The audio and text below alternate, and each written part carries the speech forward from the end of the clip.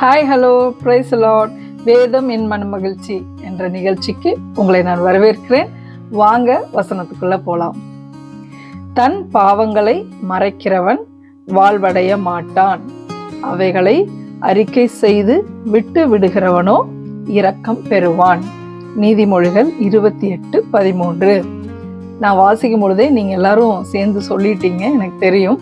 ஆனாலும் நான் உங்களுக்கு சொல்லிக் கொடுப்பேன். ஏன்னா சில பேருக்கு தெரியாம இருக்கலாம்.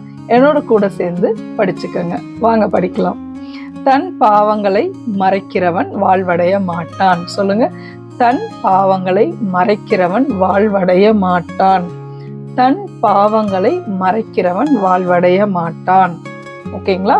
Very good. அடுத்தது, அவைகளை அறிக்கை செய்து விட்டு விடுகிறவனோ இரக்கம் பெறுவான். அவைகளை அறிக்கை செய்து விட்டு விடுகிறவனோ இரக்கம் பெறுவான். சொல்லுங்க, அவைகளை அறிக்கை செய்து விட்டு விடுகிறவனோ இரக்கம் பெறுவான். சேர்த்தி சொல்லாங்களா? தன் பாவங்களை மறைக்கிறவன் வாழ்வடைய மாட்டான், அவைகளை அறிக்கை செய்து விட்டு விடுகிறவனோ இரக்கம் பெறுவான். நீதிமொழிகள் 28:13. ஆமாங்க, நிறைய நேரம் நம்ம பாவம் செய்துட்டு அது பாவம்னே நம்ம உணராமல் இருக்கிறோம் பாருங்க. அது ரொம்ப மோசமான சூழ்நிலை.